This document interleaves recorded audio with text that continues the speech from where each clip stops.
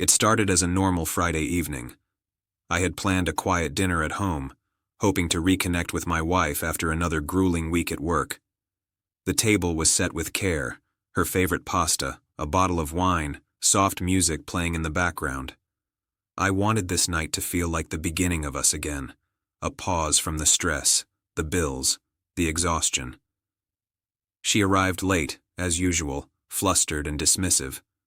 I tried to mask my irritation, offering a gentle smile. "I made your favorite," I said.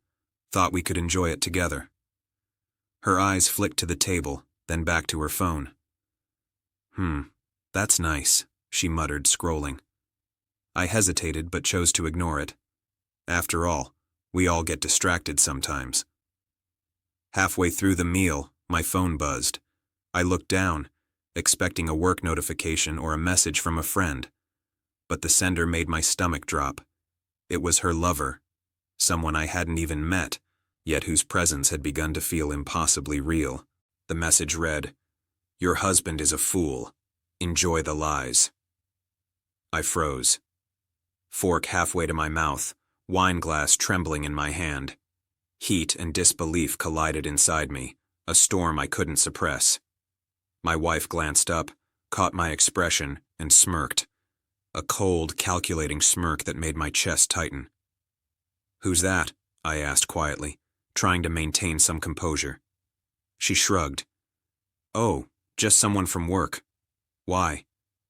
I swallowed hard. The message wasn't vague, it wasn't misdirected, it was intentional. I could feel the betrayal in the air, thick and suffocating. My mind raced, and yet somehow I felt an unexpected calm. I set my fork down. "Do you know what this is?" I asked, voice steady. "This isn't just a random message. This is proof. Proof of what's been happening behind my back." She laughed lightly, brushing her hair back, pretending to be unconcerned. "Proof? You're overreacting. Don't be dramatic." I didn't respond immediately. Instead, I reached for my phone, screenshotting the message, saving every notification, every text, every breadcrumb of betrayal she had unknowingly left behind. Grandma's words echoed in my head. Anger is loud, but preparation is louder. Always collect the evidence, always wait. I calmly finished my meal, each bite a calculated act of patience. She noticed my quiet demeanor and frowned. "What's wrong with you?" she asked, the smirk fading, replaced by a flicker of unease. "Nothing," I said softly. "Just thinking about how much honesty is worth in a marriage." After dinner, while she flitted around cleaning her plate and checking her phone again, I began the process I had been planning for months without her knowledge. Every indiscretion she had committed, the late nights, the secret calls, the suspicious disappearances, had been documented. I had messages, photos, receipts, and even her online activity timestamps. This night, this single text, had become the tipping point. It was the final piece, the undeniable confirmation of everything I had feared but couldn't prove. I waited. I didn't confront her immediately. I allowed her to relax, to believe that nothing had changed. Then, the next morning, I sent carefully crafted messages to everyone who mattered. Mutual friends, family members, even some of her colleagues who had begun to notice discrepancies in her stories. Every message was precise, factual, undeniable. I didn't embellish. I let the truth speak for itself. Within 24 hours, whispers began to spread. Friends called, family reached out with concern, and the narrative she had tried to control began to crumble. She tried to explain herself, deflecting blame, pretending the texts were nothing. But no one bought it. The evidence was too clear, too meticulous. I didn't shout. I didn't plead. I simply stepped back and watched the consequences unfold. Her lover, once confident, began to distance himself once he realized the attention had shifted and the truth was out. Friends she had counted on to stay loyal quietly began siding with me, or at least questioning her motives. Even her co-workers started treating her differently, recognizing that deceit could have real ramifications. I focused on my life, reclaiming every ounce of respect, dignity, and control that she had tried to undermine.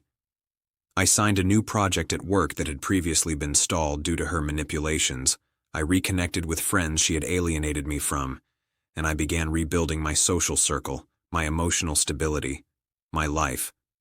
Weeks later, she attempted to approach me, tentatively, unsurely. I just want to talk, she said, voice wavering. I looked at her calmly, my eyes steady. There's nothing to talk about. The truth is already out, and the consequences are yours to face. She stared, as though seeing me for the first time. Not the husband she had ridiculed, not the fool she had mocked, but a man who had survived betrayal, documented deceit, and allowed justice to unfold quietly, powerfully. I didn't need revenge in the form she expected. I didn't need to yell, confront, or humiliate her publicly. Her own actions had done that. The proof had spoken, the network of friends and family had responded, and she was left with nothing but the realization of her choices. Months later, I reflected on that dinner. The text from her lover, intended to wound, had become the catalyst for my liberation. It had forced me to act, to prepare, to reclaim control of my life. I had turned humiliation into empowerment, betrayal into strategy, and a simple message of cruelty into the evidence of my strength. I now live with clarity and purpose. My marriage ended, yes, but not in chaos or despair. It ended in revelation, in justice, and in the quiet triumph of a man who refused to be broken. She walks a path of her own making, one that I no longer share, and I have built a life untouched by her lies. And every time I remember that message, that single, cruel text, "Your husband is a fool," I smile. Because in the end, it wasn't me who lost. It was her, and the world saw the truth, loud and undeniable, while I reclaimed everything she tried to steal. The best revenge, I realized, isn't confrontation. It's preparation, patience, and letting truth take its course. And that night, she thought she had power. But I had it all along.